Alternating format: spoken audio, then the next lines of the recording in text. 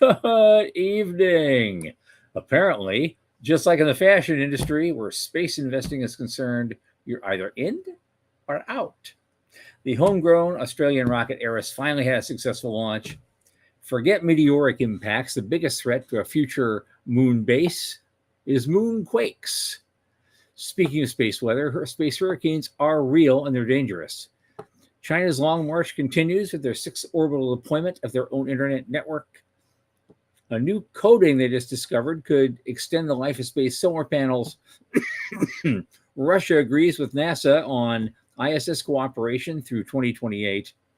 And none other than Scientific American claims full support for Artemis is the best hope for NASA's future and American prestige. Really?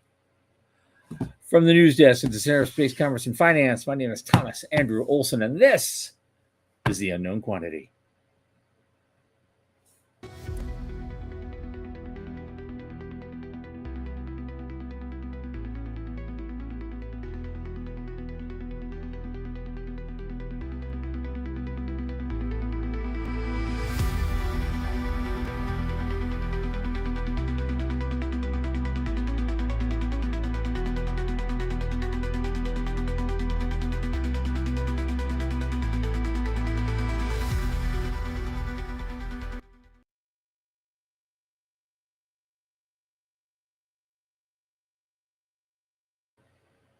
Good evening again. As you know, this show is brought to you by the Center for Space Commerce and Finance. What do? We champion and strengthen emerging space startups, space-adjacent enterprises through advisory, access, and advocacy.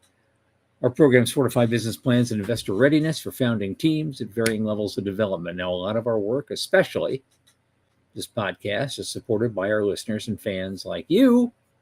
So if you just go to the website cscf.space/support and click that plain as day donate button, a little in the tip jar each month will make a big difference. Thanks so much. Welcome now, my longest space friend from his perch high atop the lunar elevator, Michael Lane. There he is. Hey, how's things? Hey, no hat. No hat. No heart jar in his head. No, nothing. We were just talking about that before the show. It says, yeah, I don't know anyone who's been in the service who ever wore their hat when they left or something. I'm like, I don't know. They're all bald. It's okay to wear a hat. It's just everybody I know that was in the service any length of time is half bald because of wearing it. Well, that's true. I did have interaction with Jim Armour for a long time. Yeah, right. He was a billiard ball, man. He just, he was a lifer. I didn't meet him until after he already retired. Yeah. Hey. Welcome, Morty. Welcome, Jason. At first, he had me fooled because I thought he was in Holland. He's like, "Oh, Holland, Michigan." Hey, our guys, they're in. Thanks, okay.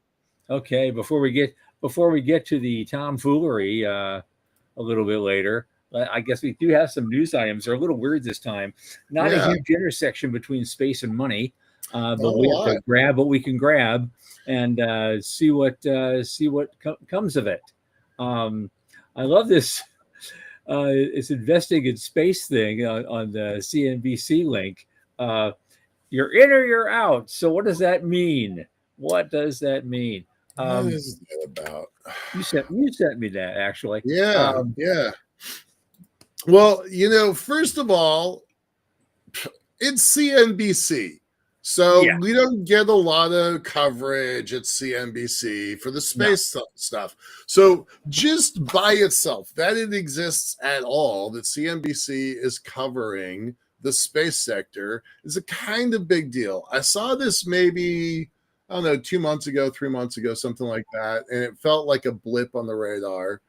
But now they've got a newsletter. CNBC is investing in space. Newsletter offers a view into the business of space exploration and privatization, delivered straight to your mailbox. Ooh. Sign up to receive future editions. So I am in fact doing that. Which let's see, because which phony email address should I use right. Well, when I'm surfing anonymously that so I can sign up with them? right. I don't know. I'm kind of curious, right? This feels like it's not a blip on the radar, right? So that was the first thing. Now they're talking a lot about stuff that we've already talked about. So there wasn't anything that I felt was like, ooh, that's new, or ooh, that's cool, Right.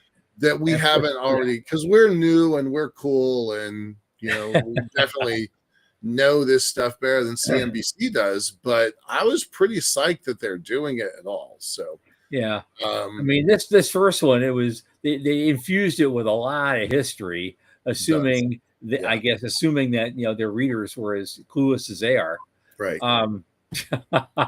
Which it makes sense in the larger context. But they did say all the right things. China wants to establish a base on Mars. Russia is doing stuff. The appeal of Mars is inevitable, blah, blah, blah, blah. And of course, they talked about Blue Ghost, and they talked about Firefly's IPO. So, okay, they've caught us up, very quickly. Right. And so there you go. And then they have all sorts of little pithy little headlines that you can click on, like, hey, do you want to know more? Do you want to know more? Everybody who does not know that, and I'm looking at you, Morty, because I've brought stuff up to Morty before, and he just does not know the cultural references. That is from the world's worst movie, Starship Troopers. Yeah, it's too bad too, because the book wasn't bad. Yeah, but they turned it into this horrible, horrible movie. I saw it in the theater, and I wanted to throw up when I was done. Are you kidding me? All of my friends went to. I don't want to know more. Opening night, and we were like, we didn't start booing, but what we decided that it was as campy as I don't know. I don't know. Just we decided it was an okay movie because they just had never read a Heinlein book. That's what we decided. Yeah. But anyway, that's here's something you don't know. They made sequels to that. Oh yeah, five. And they were very low budget, and they went straight to cable as soon as they were done. Yep. And you had to really look to find them. Right. And they were equally as bad. Well, what was done with less money? They were in the earliest days of the internet, right? It would have been like 1996, 98, something like that. It was 96, I think it was 96 when Starship Troopers came out. Yeah. So the other ones they went through 2005 or something. They made those. Yeah. And And so the idea of asking your computer, do you want to know more, was like really live and relevant back then. So yeah. Anyway, do you want to know more? So this CNBC article is kind of interesting. It's a good roundup. I thought that was kind of cool. There was a little tiny piece in here about U.S. Space Command's prepping for satellite combat, which is very intriguing, and then links to other articles. And then, again, something we've already reported a lot on is it talks more about the 20% workforce departure at NASA. Which they mentioned that. Yeah, that's insane. I think that's kind of all there is here. Oh yeah, do you want to say anything more about what we've also already reported on is the Firefly IPO? Not really. Nothing new on that, right? Yeah, there's nothing new on that. So it's going to happen the way they want it to, or I don't know what's going to happen to it. The next thing up is we've been talking about this Gilmore Space Tech Eris rocket. I guess it finally launched successfully the other day. I was really perplexed by this. Okay. Because didn't we just watch it crash just a few days ago? Do they have a spare just ready to go? That's why I put it up there. I thought, okay, 3 days earlier it died. And now it's back. We watched that thing go sideways. It's back. And then anyway, I was a little surprised that they had a spare just ready to go straight out the gate there. the same Australians who gave you the vaccine propaganda in 2021 now bring you a new rocket back from the dead. Yeah. One thing, hats off to it being built almost entirely in-house. So that's kind of cool because that's not how we do it anymore. Not usually. SpaceX still a lot of stuff in-house. SpaceX does it. They like to build everything in-house. Well, I was just about to make that. That is a big distinction. Yeah. Compared to everybody else, including ULA, who's getting their rocket engines from Russia. Right. Oh, big mistake. Right. Oops. Well, whoops. Oops. Oh, yeah. Do you know anything about the CEO, Adam Gilmore? I know nothing. About him. It's like I think it's kind of courageous to name your company after you. I did that during my internet days, and I'll never do that again. Right. Right. That was a lesson. Yeah. I don't know anything about him. I mean, I've seen nothing about this guy. It feels kind of. But it's interesting because we keep running into this. Yeah. We keep running it on this show. We must be picking the right news stories or something because we're raising the question. I don't know who this guy is. Do you know who this guy is? And no one else knows who this guy is either. So maybe everyone should find out who this guy is. Mm-hmm. And no one else is covering this. So hey. Yeah. Well, we beat CNBC to like 4 different headlines. So that's who we are. Yep. And GeekWire. Yeah, I think we beat them a couple of times too. Yeah. Yep. Yeah. Okay. What up? So there's this report in Space Daily today. It said that the real concern for future long-term lunar missions is not asteroids or meteors falling out of the sky. No, it's moonquakes. And they're serious about it. Yeah. The odds of getting hit by a meteor on the moon are about the same as winning the Powerball, according to them. Right. But the odds of getting caught up in a bad moonquake are about those of getting dealt 4 of a kind in a high-stakes poker game. Right. Which is only 5,500 to 1. Right. Yeah. That's what they said. That's okay. And I guess we never really, we missed that window because I think the longest we stayed on the moon was Taurus Littrow for 3 whole days. Right. Yeah. And the odds of getting in a moonquake, because they were in a valley, and so a moonquake could have really caused them a problem. The stuff coming loose and boulders rolling down into the valley, and so, but they were only there 3 days. But what if they were there 3 years? I mean, it's interesting. I feel like we would have seen that. Do we just not have sensing equipment strong enough to notice that stuff? Yes, we don't have equipment on the ground on the moon. It's been no, not on the ground, but we're doing stuff. We're doing orbiters. Stuff with lasers and things. We're getting some sensitivity, but nothing beats a good seismic monitor there sitting on the ground. Yeah. Like that, put the glass up to the wall and actually listening and feeling what's going on. Well, I like this last line from the scientist there. We want to make sure exploration on the moon is done safely and investments are made in a way that's carefully thought out. The conclusion we came to is this: don't build right on top of a scarp or recently active fault. You know what? That's good advice on Earth also. So, yeah, well, it didn't stop LA. It didn't stop San Francisco. Right. I don't know. Yeah. It didn't stop Anchorage.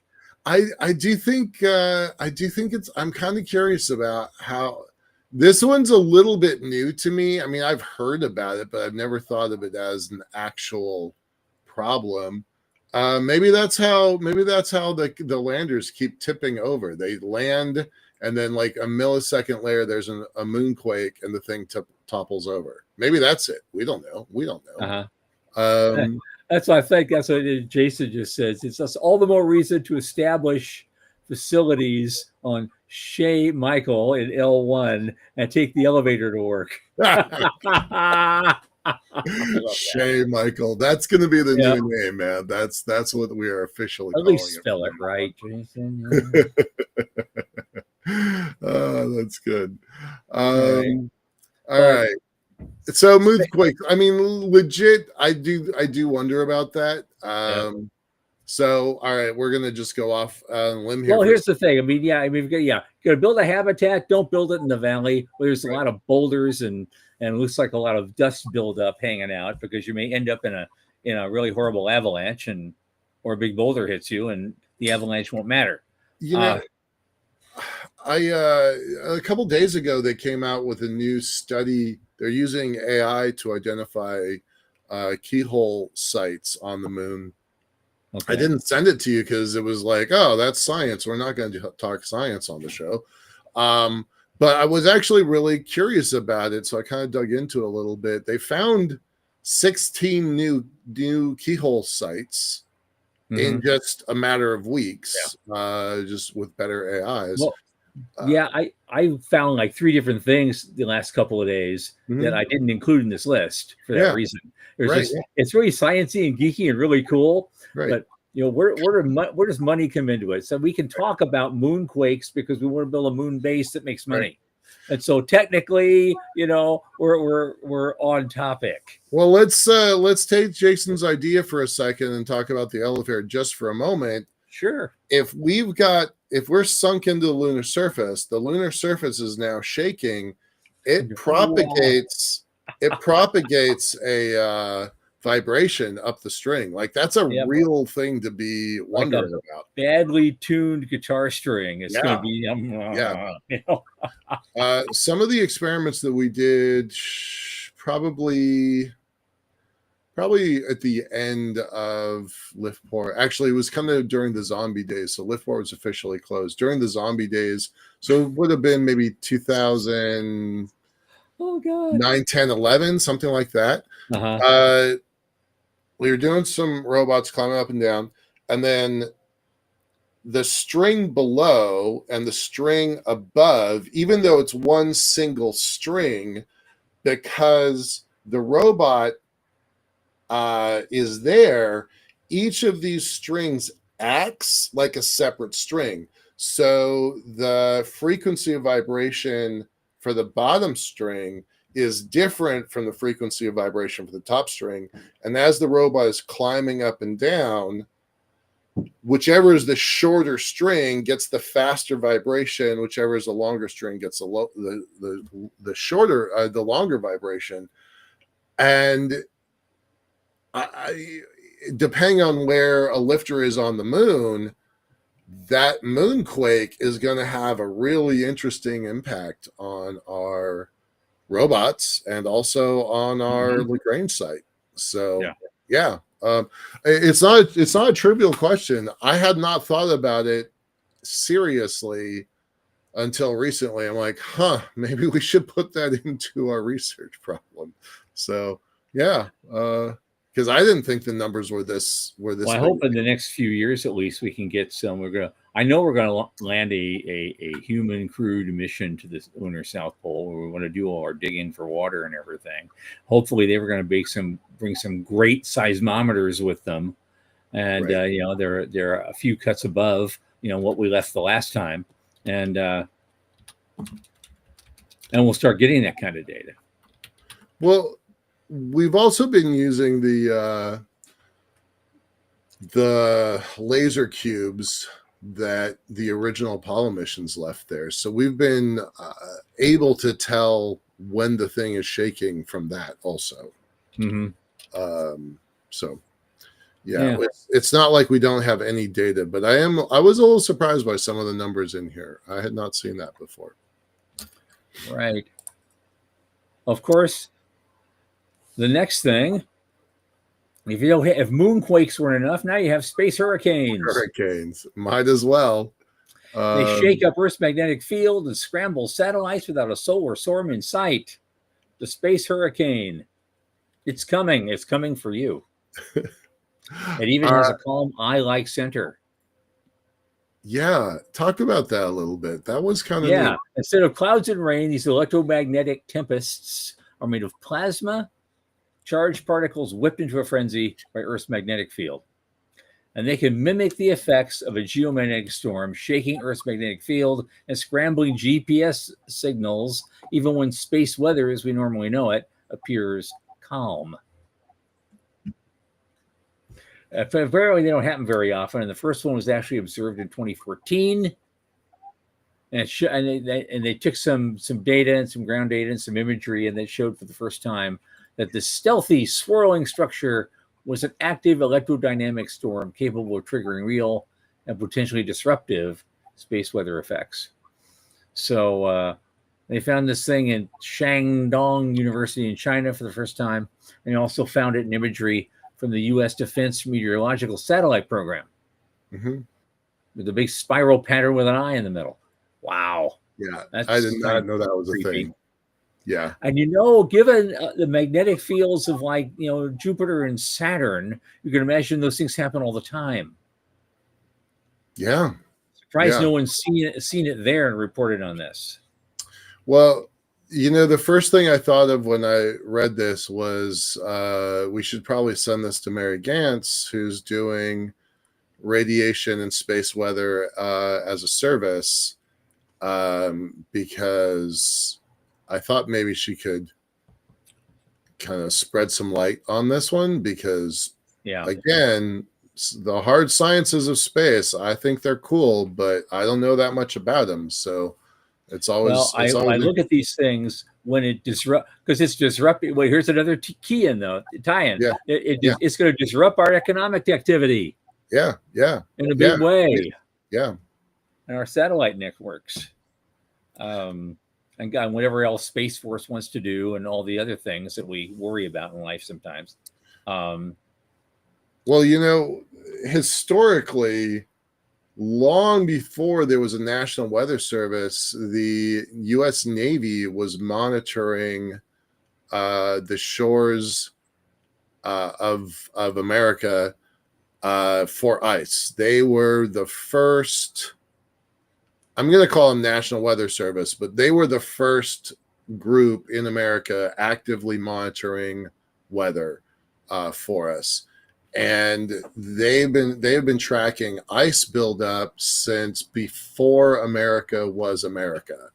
And this does seem like a precedent for Space Force to get in and start paying attention to to this. So, yeah, I know they all watch our show.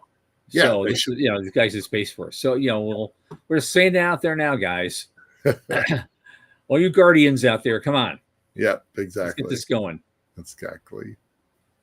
Yeah, that's cool. Well, I mean, Sean's right. Risk mitigation is a real economic thing. It's just such a new phenomenon. We're just starting to learn about it. I think it's going to be a while before we're there yet, as far as predictive behavior. Right. There's just so much data. We have this much data. We need like this off the screen before we can start doing that. Yeah.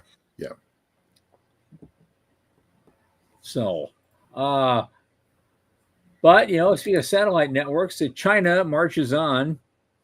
They're doing their own constellations, and they just launched the 6th one the other day.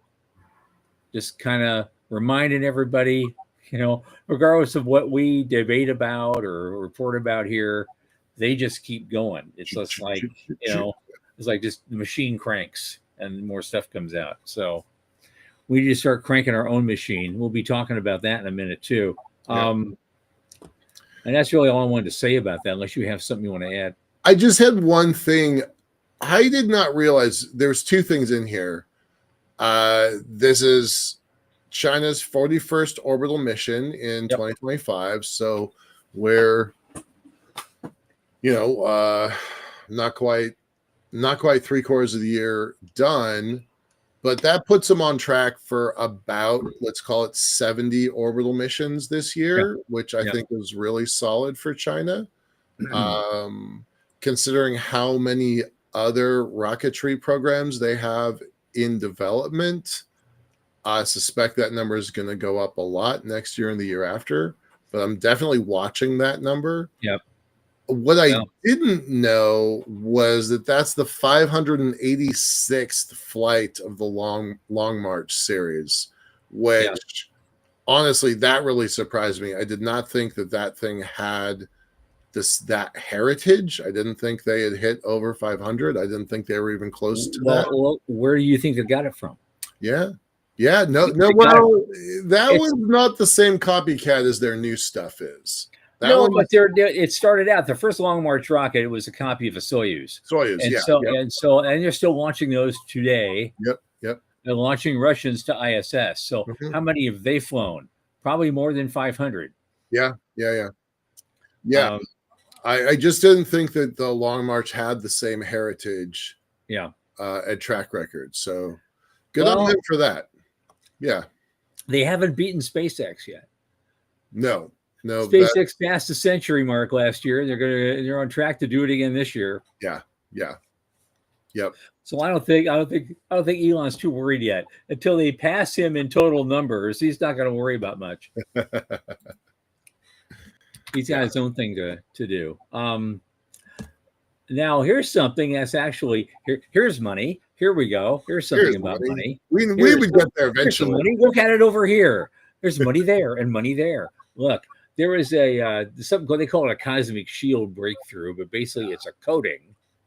There's again on Space Daily. It's called a cosmic shield special coating that's supposed to extend the life of space solar cells. Mm-hmm. But maybe it could extend the life of all sorts of solar cells, including the thin film solar that we're going to be putting on our Ave Alto high altitude platforms, for instance. And so that could help us too and extend the life. Right now, the machines we're building, 101 meters long with all the solar panels on it, we're predicting a natural lifespan of about 5 years with each one of those. Yep. Now, if we can extend that a couple of years, that just saves money, with the. So, I mean, that thing's going to be good for everybody. It's going to be good. I mean, this is not a space scalable project. This is reverse space scalable. You're building something for space, but it's going to have, it's going to have lots of terrestrial opportunity built into it. So the guys who made this stuff are going to be, they're going to be in it. And so good for them. Yeah. Good for us. Good for all anything good for everybody. Anything that improves stuff. Yeah.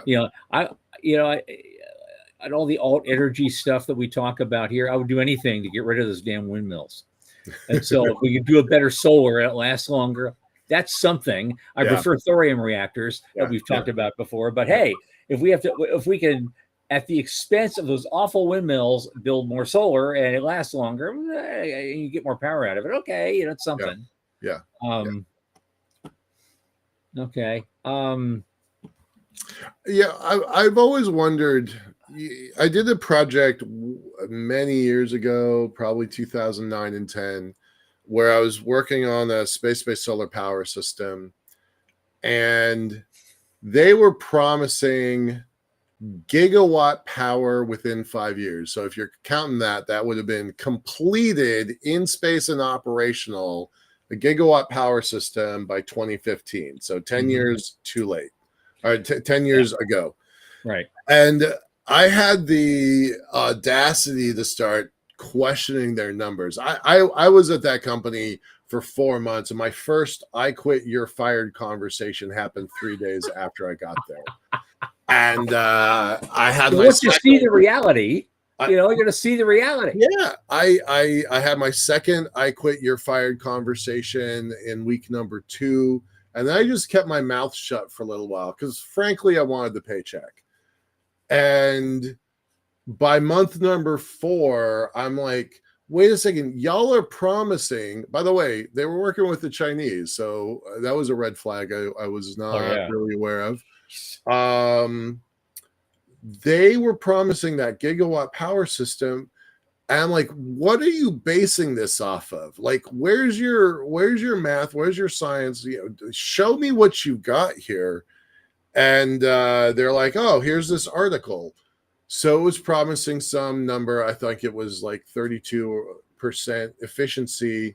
So I tracked down the source, and they could make 1 square meter of solar panels every 30 days. Every 30 days, because it was so advanced technology. It was straight off. It was a lab level technology. It was not a factory production system. Mm-hmm. It would have taken a lifetime to develop a gigawatt power system. Yeah, and I told the powers that be, please. I'm like, this isn't going to work, and nobody wanted to hear that. And I'm like, and I'm done. But I also kind of that lesson for me was when I see articles like this, I then want to know, how scalable is this tech? If it's a lab level anomaly, it's cool. It leads to something in the future, but scaling a lab tech production to a factory production is a very different animal. And that's where Liftport got killed our first time around, right? That's where our nanotech stuff stopped. We could not scale. So I do look at this with a little bit of skepticism, only because I have some idea how hard it is to translate it from lab to production. So curious. Yeah, that's always been, in fact, that's been my biggest, thought and criticism of the space-based solar power people, is that it's one thing to build some small-scale things that actually can produce some stuff in short distances in space and do interesting stuff. Right. But it's another thing to build an incredibly large Hoover Dam kind of scale and run it like a utility company. Right. Yeah. And get it into the grid. Good luck. Yeah.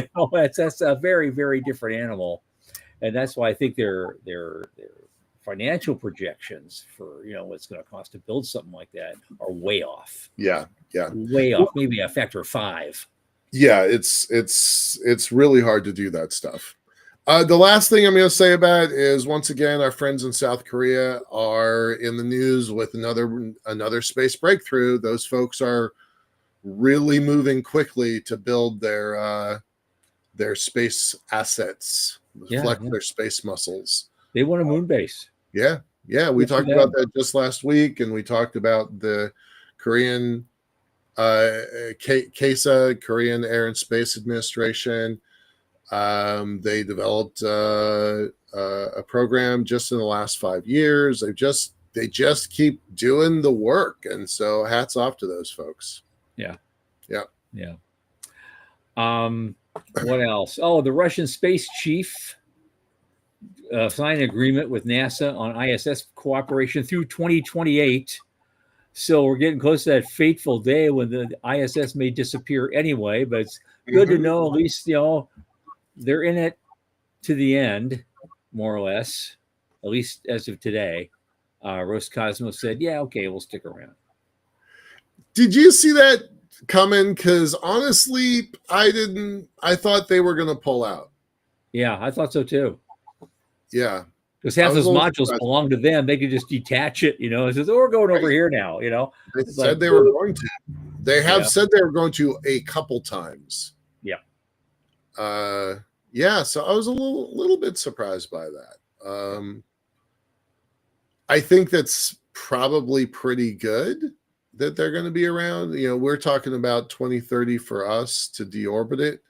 They're looking at that too. The guy said, we're gonna help out with that if that's what's going to happen. If we assume that's what's going to happen, and we'll work with you on that and make sure it happens the right way.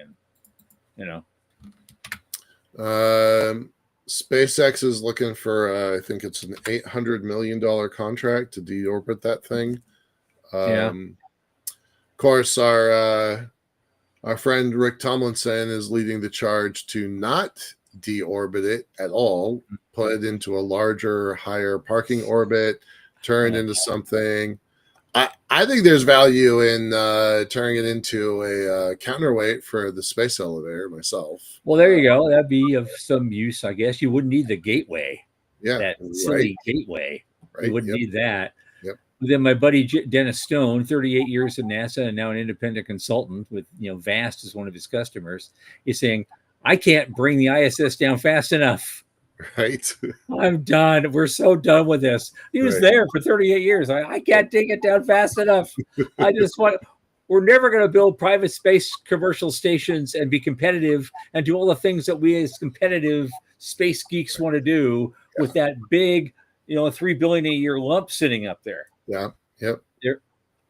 So, the debate goes both ways. I'd love to actually have that debate. I'd love to get those people on the show, though. I'd love to get Dennis on the show and Rick Dumlinson and guys like that to say, point counterpoint. Let's do it. Let's talk about that. Maybe we can figure something out. Yeah. So, Yeah. That'd be fun. Yeah. Sean, put that on the to-do list. That'd be good. Yeah. We just before the show, we were talking about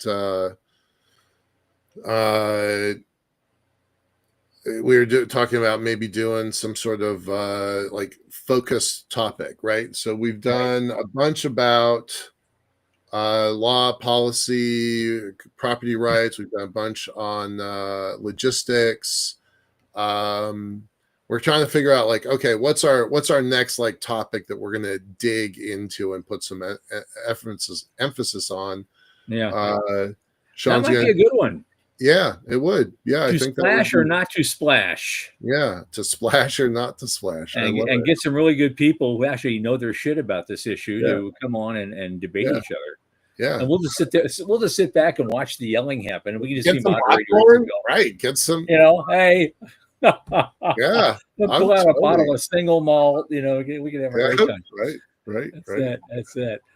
Now we have this last thing, and this could turn into a topic for the rest of the hour. We're already 37 minutes in, but up to you or whatever you guys want to talk about. This is because we don't have a guest this evening, but I saw this goofy thing. I call it goofy because I think they're nuts. It's in Scientific American, what used to be one of the premier publications in America. Me growing up. The boomers growing up reading this thing, we waited every month. That's what we wanted, Right. Between that and the Daredevil comics, we got, Scientific American. Come on. And now they're putting this thing out here saying, well, only strong support for NASA and Project Artemis will advance the U.S. and keep us in the lead and help us in space. What are you smoking? I knew okay, I'm taking the hit for that. I sent this article to you. Knowing exactly that, right? That Scientific America had this crazy reputation, so good, so powerful. It was the think tank of America. Yeah, it was. And it was a trusted, valuable ally in science. And to get published at Scientific America was a huge deal. And they had peer-reviewed stuff that they put on there once in a while. True peer-reviewed stuff. And they borrow from other publications like Nature or something like that. And with permission, they put it in there. To make that cut was really a privilege. Yeah. No, it really was. And then I'm not sure what's happened in their editorial process or anything like that. But I thought this article was kind of like, I had to kind of catch my breath. I was like, who is this author? Who are these people that wrote this?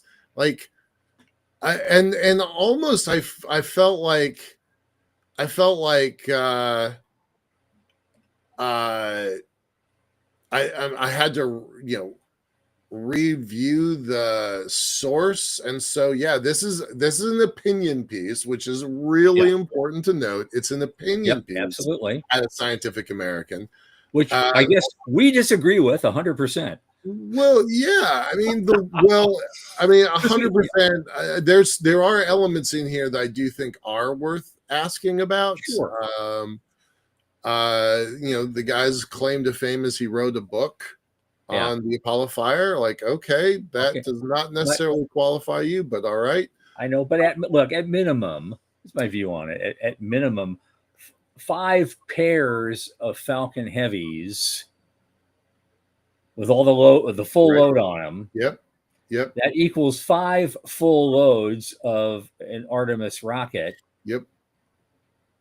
for the same price. Fraction, yeah, For the same price, you can put 5 times the payload of one Artemis. Right. You know, just using Falcon Heavies, not even right.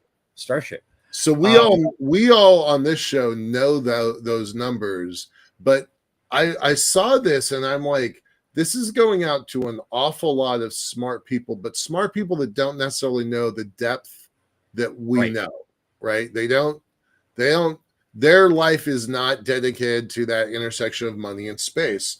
Right. So this is almost a solid propaganda piece going out to the unlearned but smart, right? Yeah. They don't have our focus and depth, but they're smart people. So I felt like this was bad. This was not good for the industry. Well, and here's the other observation I took away from this. Look, they're talking, what they did was the Congress did restore the funding for Artemis 4 and 5. Yeah. And so basically you have Artemis 2, which is flying hopefully next year. They're sending people to orbit the moon. Artemis 3 is supposed to be a landing mission, and we're going to stop there and move on, do something cheaper. But no, they restored funding for 4 and 5. Yep. And so, which are other landing missions. So we got 3 landing missions, and then we don't know what they're going to do. Right. Now, to me, I looked at that from the high view of history. I thought, well, we finally got back Apollo 18, 19, and 20. That's it. Right. That's what we did. 57 years we finally got them back. 57 There's that one old guy. There's that one old guy from the Apollo 13 movie. Right. And he was going there and he was going, yeah, when I fly on 18, I'm bringing all my Hank Williams collection. Remember that guy? I don't know which astronaut that was. Yeah. But if he's still alive, he's probably going to finally get to do it. Right. But this is Apollo 1 Viagra. It just shows you, what this is. Yeah. Yeah. Yeah. I did like the end line where he's basically asking for justification. Why, Mr. President? Why are we doing this? What is the reason for doing this? But he pulled out, a quote from 1967. Of course he did. To kind of give his argument gravitas. Yeah. And I'm like, all right, that was politically very astute, but you definitely have a reason for writing this article. Now I'm like, well, shit, if he can write an article, we can write an article. We can write an article. Right? We should write a counterpunch to this. If he doesn't have any credentials, we at least have credentials. Yeah. Like, maybe we should write something. I'll help you. I love it. We can do that. I'll tell you, Tom, I did not expect you to put this into the show. I was gonna be like, really? I just wanted to talk about it, but I'm glad you put it in the show. Yep. Yeah. For all I know, this guy is buddies with Bill Nelson, and that's how it got in. I really don't know. I don't know who this guy is, but viewers, what do you guys think? Should Michael and I write a hit piece in reverse and send it to him? Morty thinks we should. All right. Yeah. Well, I've given Sean Key a lot of credit. He's actually a really good writer. Christina, our intern's a really good writer. Yeah. So yeah, we can all crank it out. So it's I wrote the Space Cynics, for how many years? Right. And so I've got a track record too. All right, y'all. What do you? We got about 16 minutes here. We kind of stretched out the news longer than we usually do. What have you got? What do you all want to talk about? Anything in particular? You want to go back to the news a little bit, go into a little bit more depth? What do you got? Hey, AJ, Dr. Cathari, thanks for being here. Let's see. Yeah, the Rectenna numbers are awful. Yeah, we all want a small nuke more than we want any other. Is that true, Tom? I mean, I think that's true for you. We want a small nuke more than we want anything else. I think so. Well, thorium is just the way to go because you can crank them out fairly quickly, and you can distribute them quickly and get them licensed and online quickly if you have the political will to do it. Yeah. And as I've said before in this program, the only reason we're not building 100 thorium reactors right now is because thorium reactors can't produce fissile material for nuclear bombs. Yeah. Yeah. And the defense establishment has been putting the kibosh on that, obviously, because they want their U-235 and their U-238 230 overflow from just standard energy manufacturer to make more bombs if they need to. How many thousands do we have already?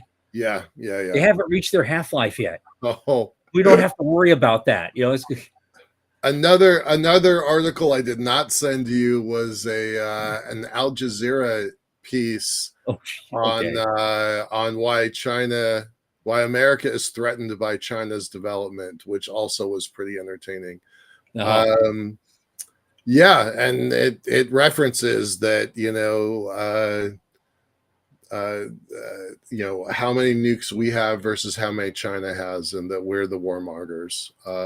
It was an interesting piece. I do tend to read stuff like that to kind of like broaden my horizons and kind of stay out of my own. But you know what?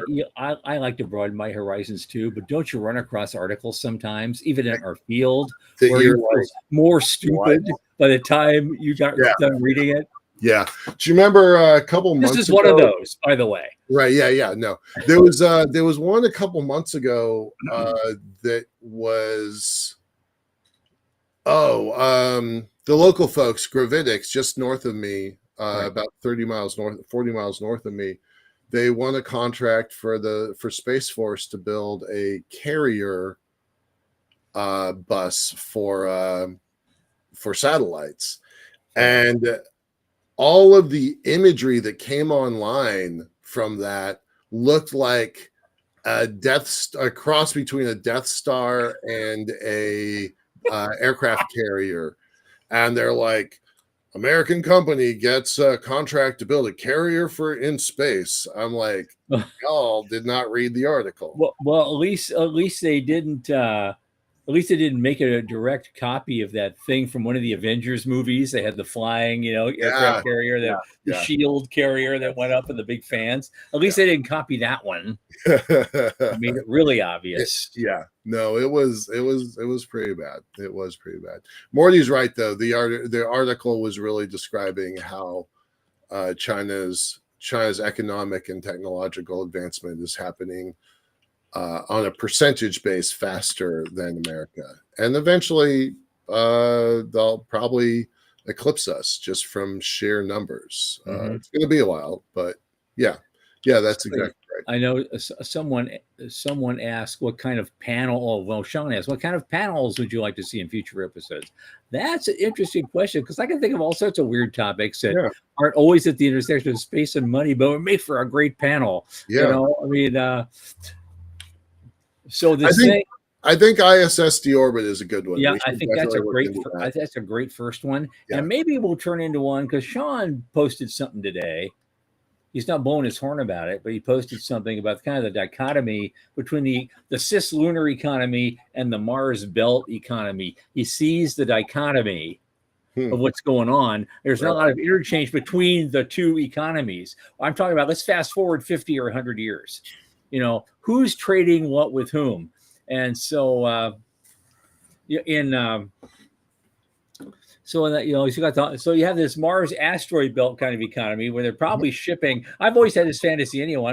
I wanted to do like a TV show about it. I wrote a treatment for it one time. And it was about basically, Mars has a lot of industry and they have a lot of stuff going on. They're a trading center and they're a banking center, a couple hundred years from now. And a lot of these asteroid miners and people who live out in the belt and beyond, they all have different things that they produce, but a lot of it ends up, being traded on Mars. And so the asteroid miners, a couple times a year, the asteroid miners all kind of focus. They just go to Mars to party.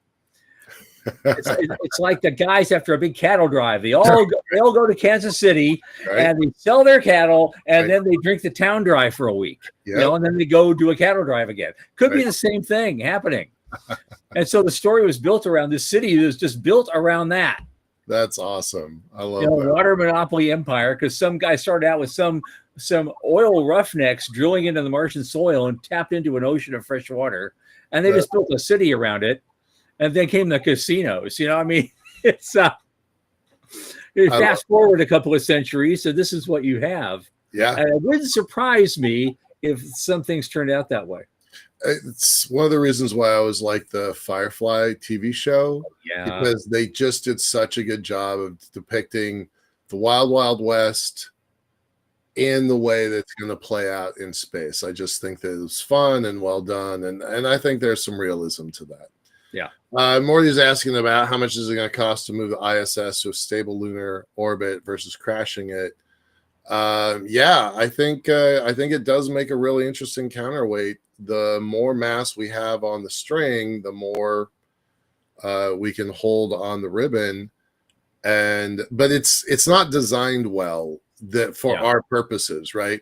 Because there is actually going to be tension on it in a very specific, downward towards. And that's one of the many reasons that Stoney says we should just get rid of it, because it's not built right to do anything else. Yeah, I even had this idea. Look, we have all these modules that are built by different places and companies and countries, and it seems like you'd be able to part this thing out. There's about 6 main modules attached in a string. Mm-hmm. Let's just part them out and sell them to private commercial outfits, and they each get a piece of the original plus all their other stuff they want to add, as an attraction.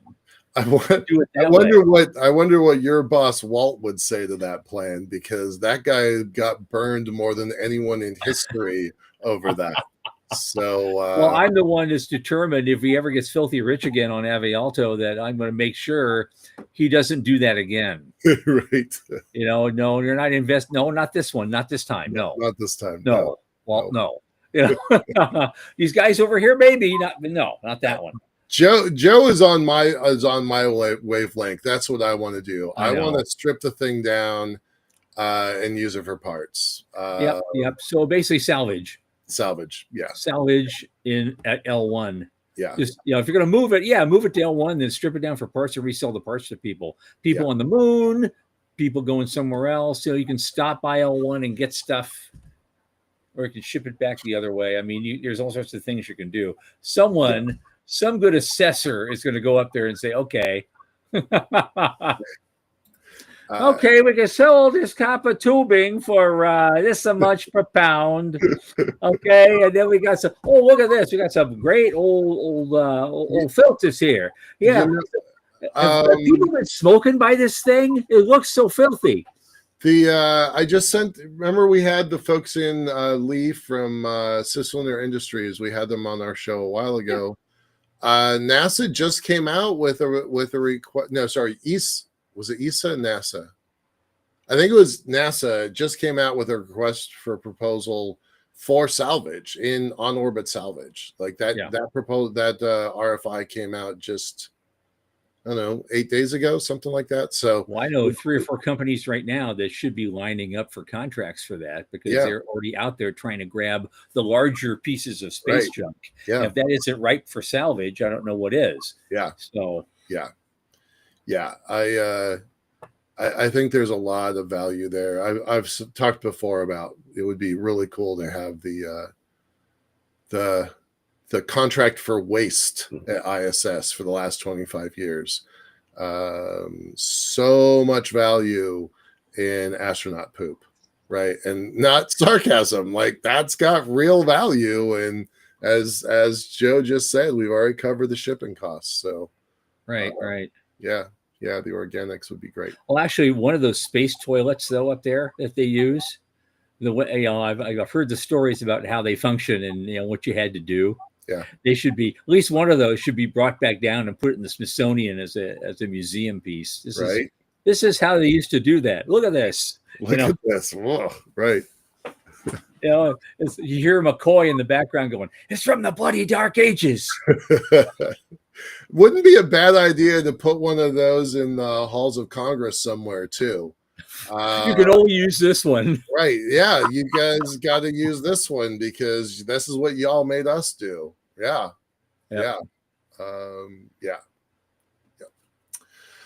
All right. So Any other suggestions for topics we want to kind of dig into, kind of writ large? Do we want to go farther into space weather? I would kind of tend to say no, but it's come up a couple times. One thing that Sean's aiming for is to get some venture capitalists and also funded space companies, right? Like, who the folks that are waking up with $5 and $25 million in their checking account. And that was the original premise. Yeah, it was. Yeah. The guys who write the checks are the guys who get the checks. So we can circle back around and go, hey, where are you? Yeah. It's and we can advertise that anytime we want on our social media feeds. Hey, we're looking for guys who write checks and people who get checks. That's exactly. You want to be guests on our show? Come on down. Yeah. And see what we get. Yeah. What other topics? I know that Joe's interested in the moon. Anybody? And I don't see Doug on the call right now, but we know that he's interested in Mars. What other things should we focus on? I'd love to hear your comments. We didn't get anything out of that orbital bridge Aruga. Not yet. We didn't really get a whole lot out of that. I think Auriga is just like they're stuffing themselves into a trash compactor right now. Because of that huge takedown. It's like, how do you argue with this if you're Auriga space? Right. Okay. That's what Sean. That's a thing to look for. Let's get the folks who backed Auriga on our show. Oh, I don't want the Auriga puppet masters. I want the people who. Who actually, if they're brave enough to come on, right? They're going to wrote them checks. Yeah. And we're going to go, are you out of your mind? Right. Yeah. I'd like to know. Yeah, Marty. I won't do that. I won't do that. I've been, we're not a hit piece kind of show. I've also been in too many training sessions, in too many boot camps to go. It says, look, I asked the question. No, do you really think this works economically? What was your thinking process when you did the due diligence on this? Mm-hmm. And hi. Yeah. Okay. Hey, she's it on Thursday because Sean's not going to be here. So yeah, baptism of fire. Yep.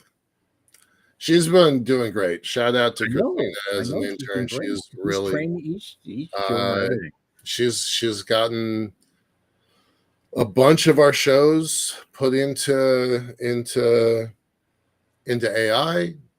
She's got transcripts. She's got summaries, building out web pages for the shows. Yeah, so she's done great for the show. Well, I would want to take Sean's idea of those two distinct economic zones in the future between CisLunar and Mars Belt. Yeah. The Mars and Belt Initiative, or what was that called? Belt and Road. Yep. Yeah, the Belt and Mars Initiative is one, and the CisLunar is the other. Yep. But that would be a great thing to discuss as a panel kind of discussion. If we get the right people in there to do that. That would be a lot of fun. Right. They'll have other things, and you guys watching know how to get a hold of us, and you have friends. If you have ideas, put them out there. You can email them to us, and tao@cscf.space. Cool. And so we'll do that, and we're a minute out. So I think let's see. No, we don't have a guest scheduled for Thursday, but obviously anything can happen in 3 days. Otherwise, we'll be talking like we did tonight about the usual news, controversial topics, hearsay, and innuendo, and general heresies that we'll be talking about, as long as we can find, and along with the usual tomfoolery as we've done just now. And so, so until next time, Thursday, we'll be here as always, live at 8 p.m. Eastern on this channel.